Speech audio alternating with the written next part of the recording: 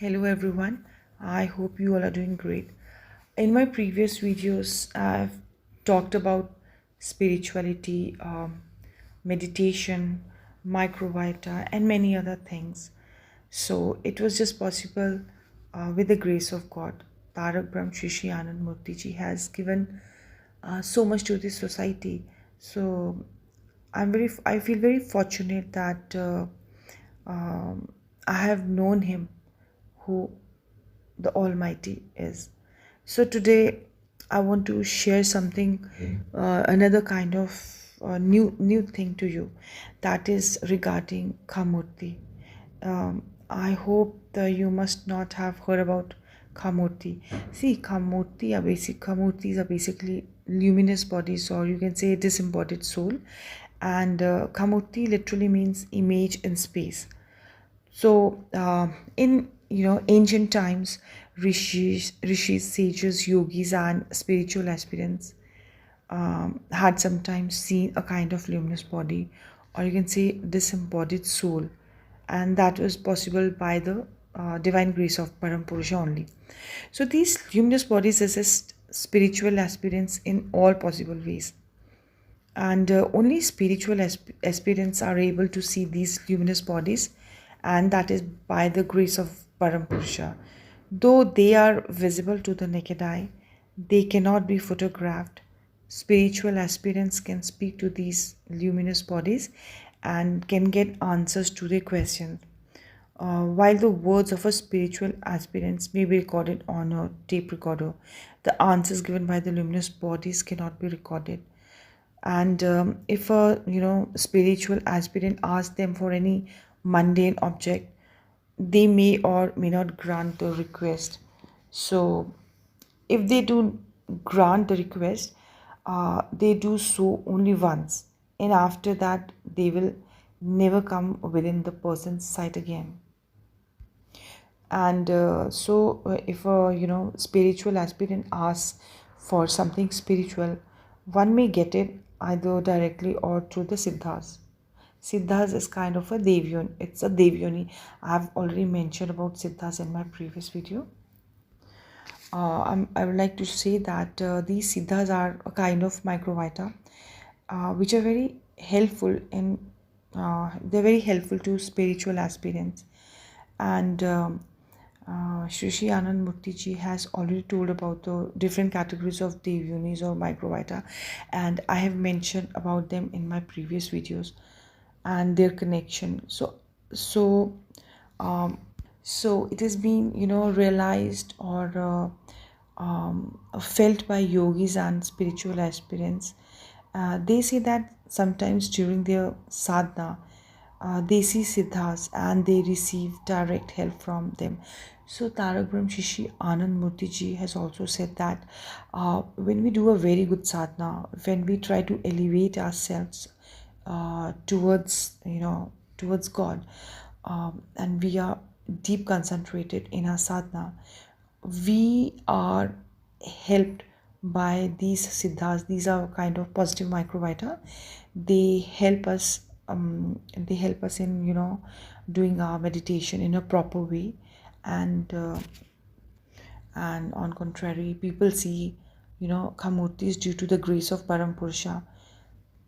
So Shri Shri Anandmurtiji says that whenever you happen to have a grace of Param Purush on you, and you see Khamúrttis, so you should not you should never ask for any object of enjoyment or any mundane object from a Khamúrtti. If people want objects of enjoyment, they will find themselves caught in the insidious snare of enjoyment. So whenever we are blessed with seeing Khamúrttis, so we should always ask for spirituality. We should always ask them to help us how to progress ourselves in spirituality. This is what I wanted to tell you about Khamúrtti. Now I think it's clear that what Khamúrtti is. It is basically a image in space. You can say luminous body or disembodied soul. there is another term, Cháyá Puruśa. People must have seen Cháyá Puruśa, and it is very different from Khamúrtti. Cháyá Puruśa is a mere game of light and shade. If someone gazes intently on a dazzling white object and then looks at a dimly lit object, so one will only see a shadow. So this shadow is called Cháyá Puruśa. If you look towards the sun for a while and then look at another part of the sky, you will see a kind of shadow. Similarly, if you look at the flame of a burning lamp and maybe for some time and then look at a source of dim light, you are sure to see kind of a shadow. So, Tarak Brahm Shri Shri Anandmurtiji explains further that in ancient times, people who practiced hypnotism, they would see Cháyá Puruśa at night with the help of the moon, or with the help of a burning lamp, you can say, which was fueled by ghee, kind of, on new moon nights. So, with their vision fixed on the Cháyá Puruśa, they would gradually become conversant with the science of hypnotism. Since olden times, the practice of Avidya Tantra and the science of hypnotism have been well known in India and China. In modern times, the science of hypnotism was used to cure disease by Dr. Mesmer. He was an European physician. Since then, curing diseases by the science of hypnotism has been called mesmerism after his name. So now you understand the difference between Cháyá Puruśa and Khamúrtti, and so this particular Cháyá Puruśa term, it was used in hypnotism or mesmerism. You can say is only a game of light and shadow. That's it. So we can say that a Khamúrtti is, however, it's a thoroughly spiritual vision, whereas Cháyá Puruśa is nothing but mere image of a shadow. So whereas Khamúrtti is an image of bright effulgence. So I would like to tell you something more about something else. You can say, as I told you about Khamúrtti, Cháyá Puruśa, let me tell you something about Yakshini. See, there is yet another kind of shadowy appearance unrelated to Khamúrtti. In Tantra, this is known as Yakshini Darshana. So, as a result of practicing a special type of Tantra, people attain the Yakshini Siddhi, and such people are known as Yakshini Siddhas or Sadhkas. They are like who have attained a type of occult power. So these Yakshinis work under the instructions of the Siddhas and provide that some rules and provided that some rules and regulations are not violated, they abide by their instructions.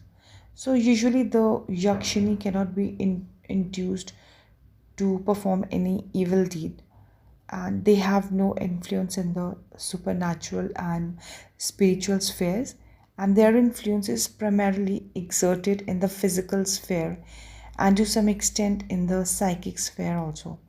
So they follow the Yakshini Siddhas like a shadowy image, and very often can be found moving on walls or inside rooms like black shadow, and these Yakshini, they don't harm anyone. So it is found that there are various kinds of siddhis, like as I mentioned, Yakshini Siddhi and all other systems like Kali Siddhi, Durga Siddhi, Dakini Siddhi, Yakshini Siddhi, etc. And these are different in practice, yet they are similar theoretically. So these are like, if anybody wants to achieve the siddhi of various deities, one should acquire more mental purity than in the case of Yakshini Siddhi, Dakini Siddhi, Yogini Siddhi, etc. Because this subject concerns the psychic stratum. So it is, it is of elevated nature, but it has no relation whatsoever to the realm of genuine spirituality. So these are all kind of siddhis, but Shri Shri Anandmurtiji says that the reason of telling about these siddhis was just to tell you that these are kind of, maybe you can say, kind of some siddhis, but it is not, it is of no use.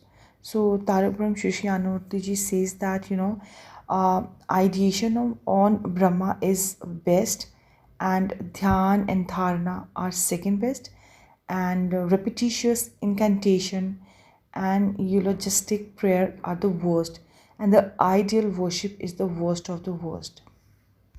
So he further says that you may have heard about some people that they attain bhuta siddhi or pret siddhi. This kind of ability to communicate with ghosts. So Shri Shri Anandmurtiji says that this ability is greatly inferior to yakshini siddhi. In olden days, some people would follow the practice of Bhoot Siddhi, usually to extend their influence or to do harm to others, and would perform many misdeeds. So, today no one follows this practice. If some people do, they are very few. Instances of people being possessed by ghosts, gods, and goddesses, the Dakini, yoginis, etc., are somewhat similar to this from the psychological perspective. uh, and you know these are these things are similar, these things are similar psychologically, and they are somewhat different in practice. And to treat various diseases by performing a special type of dharana, deep concentration on various gods and goddesses, is nothing but the play of the conscious, subconscious, and unconscious levels of the mind. So, if due to the grace of Param Purusha, someone gets the chance to see a Khamúrtti, and ask that entity for success on the path of, self abnegation, then one may get such inspiration from that Siddha Devyoni, which are positive Microvitum. One will merge one's individual existence and spiritual flow into the macrocosmic stance of Param Purusha, and attain Savishesh or Savikalpa Samadhi, the state of partial absorption of mind, or by merging in the supreme stance of Parampurusha, attain, Nirvishesh or Nirvikalp Samadhi, the state of complete absorption of mind. So, this is the summit of spiritual attainment. And in the final stages of one's spiritual journey, the initiative existence of the sadhaka is merged into Parampurusha. So this kind of, it is very important to understand that instead of, going for some siddhis or attaining this or that, going wrong means going for, attaining or following some Avad Vidya. We should remember that we should understand that there is only one God, and we should pray to God by our sadhana and meditation, and try to merge ourselves into Param Purusha. Thank you.